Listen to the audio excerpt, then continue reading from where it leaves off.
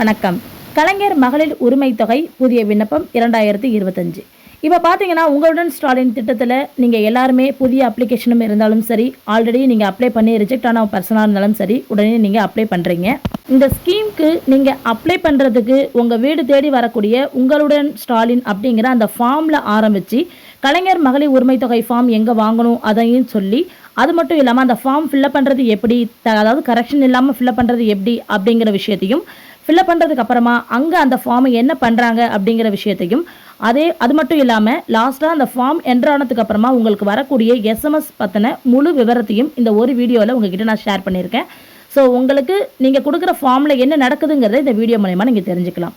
First of all பார்த்தீங்கன்னா உங்கள் ஊரில் உங்கள் பஞ்சாயத்துக்கு கேம்ப் போட போகிறாங்க அப்படின்னா உங்களுக்கு வீடு தேடி வந்து இது போல் மனு ஃபார்ம் ஒன்று கொடுப்பாங்க. அதில் வந்து முதல்வரின் முகவரித்துறைன்னு போட்டிருக்கோம், உங்களுடன் ஸ்டாலின்னு சொல்லிட்டு இது மாதிரி ஒயிட் கலர் ஃபார்ம் ஒன்று வீட்டுக்கு வீடு வந்து கொடுப்பாங்க. இந்த ஃபார்ம் பார்த்தீங்கன்னா கலைஞர் மகளிர் உரிமை தொகைக்கான ஃபார்ம் மட்டும் கிடையாது. இது பார்த்தீங்கன்னா உங்களுக்கு வேற ஏதாவது பட்டா மாற்றணும், இல்லை வேற ஏதாவது நீங்கள் ரொம்ப நாள் வாங்க முடியாமல் ஏதாவது ஒரு சான்றிதழ் வாங்குறதுக்காக இருக்கீங்க அப்படின்னா இந்த சேவைகள் கிட்டத்தட்ட ஒரு 47 சேவைகளை இந்த ஃபார்ம் மூலயமா நீங்கள் வந்து அப்ளை பண்ணிக்கலாம். உங்களுடன் ஸ்டாலின் திட்டத்தில் உடனுக்குடன் பார்த்தீங்கன்னா உங்களுக்கு தீர்வும் வந்து அவங்க பண்ணி கொடுக்குறாங்க. இந்த 47 வகை சேவை என்ன அப்படிங்கிறதையும், அதே போல் உங்கள் ஊரில் முகாம் எங்கே போடுறாங்க, உங்கள் டிஸ்ட்ரிக்டில் எங்கெல்லாம் முகாம் போடுறாங்க அப்படின்னு நீங்கள் ஈஸியாக வந்து ஆன்லைன்லேயே வந்து தெரிஞ்சுக்க முடியும். அது எப்படிங்கிறத பற்றி நான் ஆல்ரெடி ஒரு வீடியோ போட்டிருக்கேன், அந்த லிங்கை நான் டிஸ்கிரிப்ஷனில் கொடுக்குறேன். ஓகே, இப்போ ஃபர்ஸ்ட் ஆஃப் ஆல் இந்த ஃபார்ம் வீடு தேடி வந்து கொடுத்துட்டாங்களா, இந்த ஃபார்மை நீங்கள் என்ன பண்ணணும்னா, நீங்கள் என்ன எதுக்காக மனு கொடுக்குறீங்களோ அதை நீங்கள் இதில் வந்து எழுதி எடுத்துக்கணும். அது நீங்கள் எது சம்மந்தமான மனு எழுதுறீங்களோ அதுக்கு மட்டும் அந்த ஃபார்மை நீங்கள் யூஸ் பண்ணால் போதும். நமக்கு நீங்கள் அங்கே போனதுக்கு அப்புறமா பார்த்தீங்கன்னா ஸ்பெசிஃபிக்காக விஏஓஸ்லாம் இருக்காங்களே, மொத்தம் எத்தனை பஞ்சாயத்து போட்டிருக்காங்களோ அத்தனை பஞ்சாயத்துடைய விஏஓஸ் வந்து உட்காந்துருப்பாங்க. ஸோ அவங்கக்கிட்ட இந்த ஃபார்ம் இருக்கும், அவங்க தான் எல்லாருக்கும் வந்து ஃபில்அப் பண்ணி கொடுப்பாங்க. இல்லை ஃபார்ம் வேணும்னா நீங்கள் வாங்கி கூட ஃபில்அப் பண்ணிக்கலாம். ஸோ நான் உங்களுக்கு இப்போ ஸ்க்ரீனில் காட்டுற பாருங்கள், இதுதான் கலைஞர் மகளிர் உரிமை தொகைக்கான விண்ணப்ப படிவம். இப்போ 2025 இப்போ இருக்கக்கூடிய கரண்ட் ஃபார்ம் இது. நிறைய பேர் பழைய ஃபார்ம் வீட்டில் இருக்குது, அங்கே இருக்குது, இங்கே இருக்குன்னு அப்ளை பண்ணி கொண்டு வரீங்க. நீங்கள் இந்த அங்கே கொடுக்குற புதிய ஃபார்மில் தான் நீங்கள் வந்து அப்ளை பண்ணணும். ஓகேவா, இதுதான் அந்த புதிய ஃபார்ம். நீங்கள் அப்ளை பண்ணி இந்த ஒரு ஃபார்மை நீங்கள் கொடுத்தாலே போதும், இந்த ஃபார்மோட ஜெராக்ஸ் அட்டாச் பண்ணி கொடுத்தாலே போதும். ஓகேவா, ஃபர்ஸ்ட்டு ஃபார்ம் வந்து எப்படி ஃபில்அப் பண்ணுறதுன்னு பார்த்துக்கலாம். நீங்கள் ஒருவேளை அவங்க ஃபில் பண்ணி கொடுத்துருந்தாலுமே அது சரியாக இருக்கான்னு நீங்கள் வந்து ஒரு தடவை ரீசெக் வந்து பண்ணிவிடுங்க. ஓகேவா, நெக்ஸ்ட் ஃபர்ஸ்ட் பார்த்தீங்கன்னா ஃபர்ஸ்ட் ஒன் வந்து உங்களுடைய ஆதார் நம்பர் 12 கட்டம் அதிலே வந்து கொடுத்துருப்பாங்க, அதில் கரெக்டாக பார்த்து இன்சர்ட் பண்ணிக்கோங்க. விண்ணப்பதாரர், அதாவது யார் பேரில் கலைஞர் மகளிர் உரிமை தொகை வந்து படிவம் வந்து நீங்கள் வந்து அப்ளை பண்ணுறீங்களோ அவங்களுடைய பெயரை 2வது பாக்ஸில் எழுதிக்கோங்க.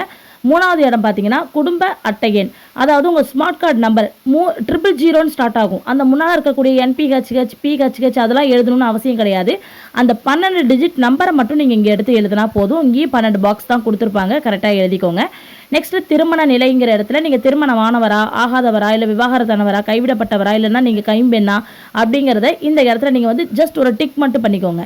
நெக்ஸ்ட் கைபேசி எண், உங்களுடைய 10 இலக்கம் மொபைல் நம்பரை கரெக்டாக இந்த இடத்துல எழுதிக்கோங்க. ஓகேவா, அவங்க எழுதியிருந்தாலும் நீங்கள் கரெக்டாக இருக்கான்னு செக் பண்ணிக்கோங்க. ஏன்னா அதுக்கு தான் நமக்கு எஸ்எம்எஸ் வரும். ஸோ அதனால் அதை கரெக்டாக செக் பண்ணிக்கோங்க. அதுக்கு கீழே 6வது பாக்ஸ் பாருங்கள், தற்போது சொந்த வாடகை வீட்டில் வசிக்கிறீங்களான்னு கேட்டிருப்பாங்க. இந்த பக்கம் இருக்குது பாருங்கள், சொந்த வீடு வாடகை வீடுன்னு இருக்கு இல்லையா, அதில் எது உங்களுக்கு நீங்கள் சொந்த வீட்டில் இருந்தால் சொந்த வீட்டை டிக் பண்ணுங்கள், இல்லைனா வாடகை வீட்டில் இருந்தால் அதை இடத்த வந்து டிக் பண்ணுங்கள். அதுக்கு கீழே வட்டம்னு கொடுத்துருக்காங்க இல்லையா, அந்த இடத்துல உங்களுடைய தாலுக்காவை எழுதுங்க. நிறைய பேர் வந்து ஊர் பேரை எழுதுறாங்க, உங்களுடைய தாலுக்காவை எழுதுங்க. நெக்ஸ்ட் மாவட்டம் அப்படிங்கிற இடத்துல உங்களுடைய டிஸ்ட்ரிக்ட் என்னவோ அதை எழுதுங்க. கீழே வந்து நீங்கள் வாடகை வீட்டில் இருக்கீங்க அப்படின்னா இந்த தற்போதைய மின் இணைப்பு என்னன்னு இருக்கு இல்லையா, இது வந்து தேவையில்லை. ஒருவேளை சொந்த வீட்டில் இருக்கீங்க அப்படின்னா உங்களுடைய மின் இணைப்பு என்ன இந்த இடத்துல வந்து நீங்கள் வந்து கரெக்டாக வந்து எழுதிடுங்க. நெக்ஸ்ட் பார்த்தீங்கன்னா 7வது பாக்ஸில் விண்ணப்பதாரர் கணக்கு வைத்துள்ள வங்கியின் பெயர்னு கேட்டிருக்காங்க இல்லையா, இந்த இடத்துல உங்களுடைய பேங்கோட பெயரை தான் எழுதணும். நிறைய நபர் என்ன பண்ணிடுறாங்கன்னா பேங்க் அக்கௌண்ட்டில் உங்கள் நேம் எப்படி இருக்கோ அந்த நேமை வந்து இந்த இடத்துல எழுதிடுறீங்க. அது மாதிரி எழுதக்கூடாது.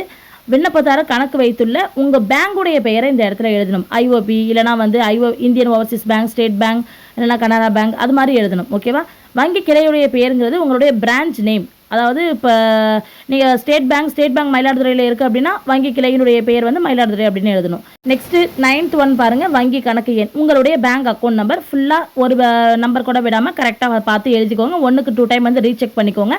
அவங்க எழுதியிருந்தாலுமே பேங்க் டீட்டெயில்ஸ்லாம் கரெக்டாக இருக்கான்னு ஒன்ஸ் நீங்கள் வந்து செக் பண்ணிக்கோங்க வாங்கி. ஓகேவா, நெக்ஸ்ட் வந்து IFSC நம்பர் அப்படின்னு இருக்கு இல்லையா, அந்த இடத்துல உங்கள் பேங்கோடைய IFSC நம்பர் உங்களுடைய பாஸ்புக்கில் ஃபர்ஸ்ட் சைட்லேயே வந்து கொடுத்துருப்பாங்க.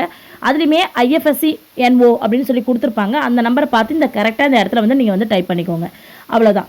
இது 10 வரைக்கும் நீங்கள் முடிச்சிட்டிங்க அப்படின்னா கீழே 11வது பாக்ஸ் பாருங்கள். இந்த இடத்துல வந்து உங்கள் குடும்ப உறுப்பினர்கள், அதாவது 18 வயசுக்கு மேலே இருக்கிறவங்கள மட்டும்தான் இந்த இடத்துல எழுதணும். நீங்கள் எழுதுறதுக்கு முன்னால் ஃபஸ்ட்டு என்ன பண்ணணும்னா, இந்த அதாவது கலைஞர் மகளிர் உரிமை தொகை வந்து உங்கள் மனைவி பெயர்லையோ அல்லது வந்து உங்களுடைய அம்மாவோ அப்படி இல்லைன்னா உங்களுடைய மகள் பெயர்லையோ இது வருது அப்படின்னா, ஃபஸ்ட்டு குடும்ப உறுப்பினர் பெயரில் ஃபஸ்ட்டு நீங்கள் எழுத வேண்டியது இந்த உறுப்பினர் பெயர் தான் முதல்ல எழுதணும். யார் பேரில் நீங்கள் அப்ளை பண்ணுறீங்களோ அவங்க பேரை ஃபஸ்ட்டு எழுதி அவங்களுடைய ஏஜ் போடுங்க. அவங்க என்ன ஒர்க் பண்ணுறாங்கன்னு போடுங்க. ஒர்க் பண்ணலன்னா ஜஸ்ட் ஒரு ஹைபன் மட்டும் போடுங்க. மாத வருமானம் ஏதாவது வந்துச்சுன்னா போடுங்க. அப்படி இல்லைனா இல்லை அப்படின்னு கொடுங்க. லாஸ்ட்டில் உள்ளதும் இல்லைன்னு கொடுக்கணும். லாஸ்ட்டில் உள்ளது பார்த்தீங்கன்னா வருமான வரி செலுத்துபவரான்னு கேட்டிருப்பாங்க. இன்கம் டேக்ஸ் நீங்கள் வந்து கட்டிட்டு இருக்கீங்க அப்படின்னா ஆம் கொடுக்கணும், இல்லைனா இல்லைன்னு கொடுக்கணும். ஓகேவா? அதே போல் அவங்களுக்கு அடுத்து அவங்களுடைய தாய் தகப்பனோ அல்லது அதுக்கப்புறம் கணவர் பெயரோ அது மாதிரி வரிசலாக எழுதிக்கிட்டே வாங்க. அவங்களுக்கு ஏஜ் போடுங்க. பக்கத்தில் அவங்களுடைய தொழில் என்னவோ அதை போடுங்க. மாத வருமானம் இருக்குன்னா போடுங்க, இல்லைனா விட்டுருங்க. அதே போல் தான் சேம், எல்லாருக்கும் சேம் ப்ராசஸ், ஒரே ப்ராசஸ் தான். ஆனால் 18 வயசு மேலே உள்ளவங்களுக்கு மட்டும் நீங்கள் வந்து எழுதினா போதும். சின்ன குழந்தை, 4 வயசு குழந்தை, 5 வயசு குழந்தை, 16 வயசு குழந்தை அவங்க பேர்லாம் எழுதணும்னு எந்த அவசியமும் இல்லை. 18 வயசுக்கு மேலே உள்ளவங்க பெயர் மட்டும் இதில் கண்டிப்பாக வந்து குறிப்பிடணும். இதுக்கு கீழே சிஸ்டர் கட் மாதிரி ஒரு கொடுத்துருக்காங்க பாருங்க, ஒரு சிம்பிள். இது என்னன்னா, நான் இதை வந்து லாஸ்ட்டில் சொல்கிறேன். இது வந்து அக்னாலஜ்மெண்ட்டு. ஸோ இதுதான் வந்து நம்ம வந்து இந்த ஃபார்ம் கொடுத்தோம் அப்படிங்கிறதுக்கான நமக்கான ஆதாரம் வந்து இதுதான். ஸோ இதை பற்றி நான் வீடியோ லாஸ்ட்டில் நான் வந்து சொல்லியிருக்கேன். ஃபர்ஸ்ட் நம்ம ஃபார்ம் ஃபில் பண்ணுறது மட்டும் பார்த்துருவோம். இதை நான் லாஸ்ட்டாக சொல்கிறேன். இப்போ நம்ம பேக் சைடு வந்து திருப்பிக்கலாம். மேலே உள்ள பாக்ஸ் பார்த்தீங்கன்னா ஃபஸ்ட் நம்ம இப்போ சொன்னோம்ல லாஸ்ட்டாக குடும்ப உறுப்பினர் சொன்னோம் இல்லையா, அதில் அதிகமான குடும்ப உறுப்பினர் இருக்காங்க. அப்போ ஃபஸ்ட்டில் வந்து ஒரு 3 பேர் தான் எழுத முடியும்.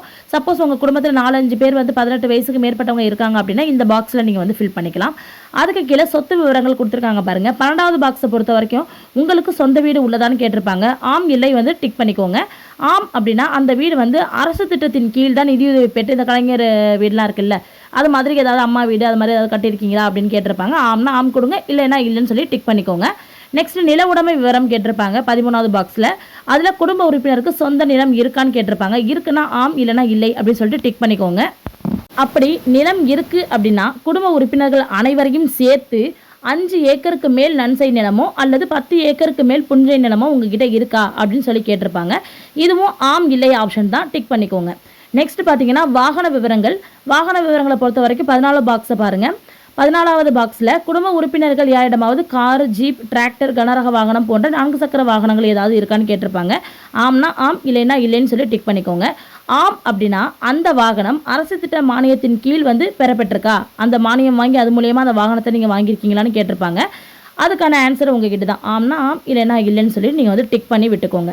அதுக்கு கீழே பார்த்தீங்கன்னா உறுதிமொழி அப்படின்னு சொல்லி கொடுத்துருப்பாங்க. ஸோ நீங்கள் மேலே கொடுத்துருக்கிற அனைத்து டீட்டெயில்ஸும் உண்மை அப்படிங்கிறதுக்கான உறுதிமொழி தான் இது. ஸோ இதை நீங்கள் ஒன்ஸ் வந்து படித்து பார்த்துக்கோங்க. எல்லாத்தையும் நான் படித்து காமிச்சேன்னா வீடியோ ரொம்ப லென்த்தாக போகும். ஸோ நீங்கள் உங்கள் கையில் ஃபார்ம் வரும்போது ஜஸ்ட் அதை நீங்கள் வந்து படித்து பார்த்துக்கலாம். இதில் இருக்கக்கூடிய இந்த உறுதிமொழி எல்லாத்தையும் நீங்கள் வந்து படித்து பார்த்துட்டு ஓகே அப்படிங்கிற பட்சத்தில் கீழே விண்ணப்பதாரர் கையொப்பம்னு ஒரு ஆப்ஷன் இருக்குது பார்த்தீங்களா, அந்த இடத்துல நீங்கள் என்ன பண்ணணும்னா சைன் பண்ணிக்கணும். ஸோ உங்களுக்கு யார் இந்த ஃபார்ம் கொடுக்குறாங்களோ அவங்க பேக் சைடில் இது மாதிரி சீல் குத்திருப்பாங்க. இது பார்த்தீங்கன்னா நான் வந்து தரங்கம்பாடி தாலுக்காவில் வந்து கேம்பில் வந்து ஒர்க் பண்ணேன். ஸோ தரங்கம்பாடி தாலுக்காவில் உள்ள ஃபார்ம் தான் இப்போ நான் உங்களுக்கு வந்து இந்த வீடியோக்காக எடுத்து போட்டுட்ருக்கேன். மயிலாடுதுறை மாவட்டம் தரங்கம்பாடி தாலுக்காவில் உள்ள ஃபார்ம் இது. ஸோ நீங்கள் என்ன பண்ணுறீங்கன்னா உங்களுக்கு கொடுக்கக்கூடிய ஃபார்ம்லேயே பின்னால் அந்த மாதிரி பேக் சைடு வந்து சீல் குத்தி தான் கொடுத்துருப்பாங்க. நீங்கள் அந்த இடத்துல சைன் பண்ணிக்கோங்க. ஃபஸ்ட்டு நீங்கள் சைன் பண்ணதுக்கு அப்புறம் நான் ஃபஸ்ட்டு ஒரு பாக்ஸ் அக்னாலஜ்மெண்ட்னு ஒன்று சொன்னேன் இல்லையா, அதை பற்றி நம்ம இப்போ பார்த்துடலாம். அது வந்து இதுக்கு கீழே தான் இருக்கும். எப்படின்னா இது இருக்குது பாருங்கள், கலைஞர் மகளிர் உரிமை திட்டம் ஒப்புகை சீட்டு அப்படின்னு சொல்லி கொடுத்துருப்பாங்க. இது நம்ம ஃபார்முடைய கீழே வந்து இருக்கும். அதுக்கு பேக் சைடில் பார்த்தீங்கன்னா விண்ணப்பதாரருடைய பெயர், அதாவது யார் பேரில் கலைஞர் மகளிர் உரிமை தொகை எழுதியிருக்கீங்களோ அவங்களுடைய பெயர், அவங்களுடைய குடும்ப அட்டை எண், நெக்ஸ்ட் வந்து உங்களுடைய கலைஞர் மகளிர் உரிமை திட்டத்திற்கான தங்கள் விண்ணப்பம் வந்து பெறப்பட்டது அப்படின்னு சொல்லிட்டு ஒரு அக்னாலஜ்மெண்ட் மாதிரி ஒரு லைன் ஒன்று கொடுத்துருப்பாங்க. அதுக்கு கீழே நீங்கள் என்னைக்கு கொடுத்தீங்களோ அந்த டேட் எழுதியிருப்பாங்க. பக்கத்தில் கையொப்பம் அப்படிங்கிற இடத்துல சைன் பண்ணி கொடுத்துருப்பாங்க. இந்த சில பேருக்கு சைன் பண்ணுறாங்க, சில பேருக்கு இந்த சீல் மட்டுமே அந்த இடத்துல வச்சுருக்காங்க. ஓகேவா, அவ்வளோதான். இது என்ன பண்ணுவாங்கன்னா நீங்கள் இந்த ஃபார்ம் வந்து கொடுக்குறீங்களே, நீங்கள் கொடுக்கும்போது விவோஸ் வந்து இந்த ஃபார்ம் வாங்கிட்டு உடனே இந்த சீட்டை மட்டும் கீழே உள்ள இந்த அக்னாலஜ்மெண்ட்டை மட்டும் சிஸ்டர் கட் இருக்கு இல்லையா, இதை அப்படியே கிழிச்சு உங்கள் கையில் வந்து கொடுத்துருப்பாங்க. இது வரைக்கும் அப்ளை பண்ணவங்க இது நிறைய பேர் கையில் வாங்கியிருப்பீங்க, உங்களுக்கு தெரியும். ஸோ அப்ளை பண்ணாதவங்களுக்கு இதுக்கப்புறம் நீங்கள் அப்ளை பண்ணும்போது இது மாதிரி வந்து கிழிச்சு கொடுப்பாங்க.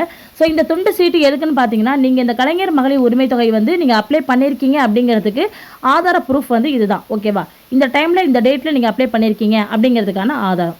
ஸோ நீங்கள் அப்ளை பண்ணிவிட்டு விவோஸ்ட்டை கொடுத்துட்டு நீங்கள் வீட்டுக்கு வந்துடுவீங்க. ஸோ அதுக்கப்புறம் உங்களுடைய அப்ளிகேஷன் என்ன பண்ணுவாங்க அப்படின்னு பார்த்தீங்கன்னா, இதுதான் கலைஞர் மகளிர் உரிமை திட்டத்திற்கான ஆப். இந்த ஆப்பில் என்ன பண்ணுவாங்கன்னா, உங்களுடைய அப்ளிகேஷன் பார்த்து நீங்கள் அதில் என்னென்ன டீட்டெயில்ஸ் கொடுத்துருக்கீங்களோ அந்த டீட்டெயில்ஸ் எல்லாத்தையுமே இதில் வந்து ஒன் பை ஒன்னாக கரெக்டாக பார்த்து இதில் வந்து டைப் பண்ணி கொடுப்பாங்க. ஸோ இதை மாதிரி டைப் பண்ணி கொடுத்துட்டு சமர்ப்பிக்க அப்படின்னு சொல்லி அவங்க கொடுத்ததுக்கு அப்புறமா பார்த்தீங்கன்னா, உங்கள் மொபைலுக்கு இது போல் ஒரு எஸ்எம்எஸ் வந்து வரும். அதில் எஸ்எம்எஸில் JTTN கவர்மெண்ட் ஜி அப்படின்னு சொல்லி போட்டிருக்கும். அந்த எஸ்எம்எஸ் உள்ளார போய் பார்த்தோம்னா என்ன இருக்குன்னு பார்த்தீங்கன்னா, வணக்கம், கலைஞர் மகளிர் உரிமை தொகை திட்டத்திற்கான தங்களின் குடும்ப அட்டை எண் அப்படின்னு சொல்லிட்டு உங்களுடைய ரேஷன் கார்டு நம்பரை கொடுத்துட்டு இதற்கான விண்ணப்பம் வந்து பெறப்பட்டது அப்படின்னு சொல்லிட்டு நன்றின்னு கொடுத்துருப்பாங்க. கீழே வந்து TN கவர்மெண்ட்னு கொடுத்துருப்பாங்க.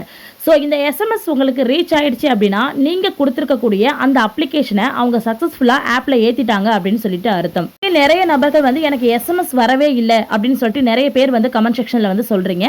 ஸோ நீங்கள் எஸ்எம்எஸ் வரலை அப்படின்னாலுமே, அதாவது இன்னைக்கு பொழுதுக்கு ஒரு 100 ஃபார்ம் வாங்கியிருக்காங்க அப்படின்னா அந்த 100 ஃபார்மும் அன்றைய பொழுதுல அன்னைக்குள்ளே கண்டிப்பாக டைப் பண்ணி முடிச்சிடணும். ஏன்னா முடிச்சுட்டு அந்தந்த தாலுகாஸ்க்கு அந்தந்த டிஸ்ட்ரிக்ட் உடனே வந்து நம்ம வந்து கணக்கு வந்து கொடுத்துடணும். அதனால் எத்தனை மணி ஆனாலுமே நாங்கள் எல்லாருமே உட்காந்து இந்த ஃபார்மை டோட்டலாக கம்ப்ளீட்டாக நாங்கள் வந்து மொபைல் ஆப்பில் ஏற்றிட்டு மட்டும்தான் வந்து போவோம்.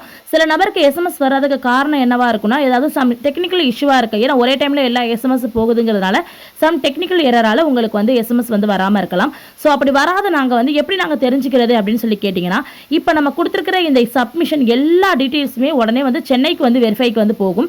ஸோ சென்னைக்கு வெரிஃபைக்கு போயிருக்கு அப்படிங்கிற பட்சத்தில் என்ன பண்ணுவாங்க அப்படின்னா, அவங்க மறுபரிசீலனை அங்கே வந்து பண்ணுவாங்க. எல்லாம் கரெக்டாக இருக்கான்னு செக் பண்ணுவாங்க. செக் பண்ணி உங்களுக்கு ஓகே ஆயிடுச்சு அப்படின்னா உடனே வந்து உங்களுடைய தரவுகள் வந்து செக் பண்ணி பார்த்ததுல நீங்கள் வந்து செலக்டடான பர்சன் அப்படின்னு சொல்லிட்டு நாங்கள் வந்து எடுத்துக்கிட்டோம் அப்படின்னு சொல்லிட்டு உங்களுக்கு ஒரு எஸ்எம்எஸ் வந்து அனுப்புவாங்க. ஸோ அந்த எஸ்எம்எஸ் தான் பார்த்தீங்கன்னா ரொம்ப ஃபைனலான எஸ்எம்எஸ். அந்த எஸ்எம்எஸ் உங்களுக்கு கரெக்டாக வந்து வந்துடும். ஸோ அதில் எந்த மாற்றமும் இருக்காது. ஸோ அதனால் அவங்க வெரிஃபை பண்ணுற வரைக்கும் நம்ம வந்து வெயிட் பண்ணி தான் ஆகணும். அதே போல் சில பேர் சொல்கிறீங்க, எனக்கு எஸ்எம்எஸ் வந்துருச்சு ஆனால் அதில் குடும்ப அட்டை எண் தப்பாக இருக்குது அப்படின்னு சொல்லிட்டு ஒரு சில நபர் வந்து என்கிட்ட வந்து சொன்னீங்க.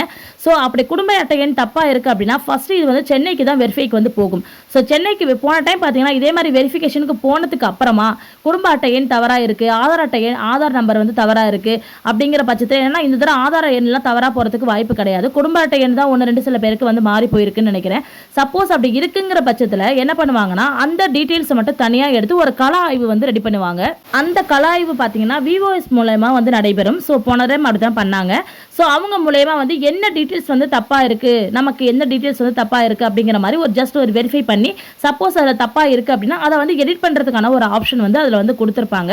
ஸோ போன டைம் இது பண்ணாங்க. கண்டிப்பாக இந்த முறையும் பண்ணுறதுக்கான வாய்ப்புகள் இருக்குது. ஸோ யாருக்காவது ஒரு 1-2 பேருக்கு தப்பாக இருக்குது, இந்த குடும்ப அட்டையின் தப்பாக உள்ள என்ட்ராக இருக்குது அப்படின்னா யாரும் வந்து ரொம்ப வந்து ஒரி பண்ணிக்க தேவையில்லை. கண்டிப்பாக அதுக்கான சொல்யூஷனும் சீக்கிரமாக வந்து சொல்லிடுவாங்க. அவங்க தரப்புலேருந்து சொல்கிற வரைக்கும் நம்ம கொஞ்சம் வெயிட் பண்ணணும். இது மட்டும் இல்லை, இது தவிர்த்து வேறு ஏதாவது உங்களுக்கு சந்தேகம் இருக்குது அப்படின்னா கண்டிப்பாக கமெண்ட் செக்ஷனில் கேளுங்க. அதுக்கான ரிப்ளைஸ் என்ன அப்படிங்கிறத நான் உங்களுக்கு வந்து ஷேர் பண்ணிக்கிறேன். நன்றி.